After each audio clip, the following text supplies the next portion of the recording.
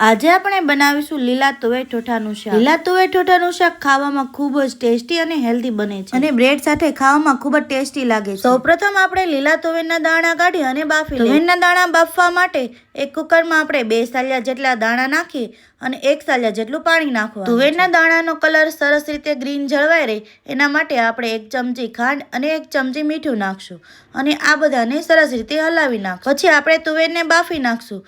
તુવેરને બાફવા માટે આપણે medium two લો flame પર 2 વિસલ થાય ત્યાં સુધી તુવેરના દાણા બફાય ત્યાં સુધીમાં આપણે આદુની પેસ્ટ, લીલા લસણની પેસ્ટ, કાપેલું લીલું લસણ અને કાંદા ટમેટાને ઝીણા ઝીણા સમારી લઈશું. પછી તેમાં આપણે ચટણી, હળદર, જીરું, મીઠું, વરિયાળીનો ભૂકો, તજ, તમાલપત્ર, બાદિયું, લીમડાના પત્તા નાખો. તુવેર ઠોઠાના શાકમાં તેલનું પ્રમાણ થોડુંક વધારે હોય છે જેથી કરીને બધા વેજીટેબલ સરસ રીતે ચડી જાય અને ટેસ્ટમાં પણ સરસ લાગે. તવલામાં તેલને ગરમ કરવા મૂકી તેમાં આપણે રાઈ જીરું નાખી અને તમાલપત્ર, લીમડાના પત્તા, તજ, બાદિયું નાખી અને આદુ મરચાંની પેસ્ટ નાખશું જેથી કરીને તેમાં ટેસ્ટ પણ જળવાઈ રહે અને સરસ રીતે બની. પછી આપણે તેમાં સમારેલું લીલું લસણ નાખશું અને લસણને થોડીક વાર માટે ચડવા દઈશું જેથી લસણનો ટેસ્ટ શાકમાં સરસ રીતે બેસી જાય. પછી તેમાં ઝીણા સમારેલા કાંદા નાખવાના અને આને ચડવા દેવાના. આ કાંદાનો કલર થોડોક ડાર્ક બ્રાઉન થાય ત્યાં સુધી તેને ચડવા દેવાના.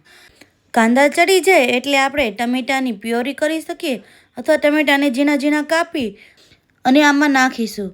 ત્યારબાદ આપણે સ્વાદ અનુસાર મીઠું, હળદર, વરિયાળી પાવડર, ધાણા જીરું નાખી અને સરસ રીતે હલાવી નાખશું. બધા મસાલા નખાઈ ગયા પછી આપણે તે વેજીટેબલ સરસ રીતે ચડી જાય એટલા માટે તેને એક ડીશની મદદથી ઢાંકી દઈશું અને થોડી વારે ખોલી અને તેને હલાવતા રહેવા. પછી તેમાં સ્વાદ અનુસાર ચટણી, ગોળ અને લીંબુનો રસ નાખી અને સરસ રીતે હલાવી નાખવાનું. પછી તેમાં આપણે જો ઘરની મલાઈ પડી હોય તો 2 ચમચી મલાઈ નાખવાની જેથી શાકમાં ટેસ્ટ પણ સરસ આવે છે. પછી આપણે તુવેર બાફવા મૂકી હોય તો તુવેર ખોલી અને જોઈએ તો દાણા સરસ રીતે બફાઈ ગયા છે. આ દાણાને આપણે જો ગ્રેવી ચડી ગઈ હોય તો તેમાં નાખી અને હલાવી નાખવાનું અને પછી આપણે તેમાં થોડુંક પાણી નાખવાનું છે. શાકનો ટેસ્ટ સરસ રીતે જળવાઈ રહે તે માટે આપણે 1 ચમચી જેટલો ગરમ મસાલો નાખવાનો છે અને આ મિક્સરને મિક્સ કરી અને આ રીતે થોડુંક પેચી નાખવાનું છે.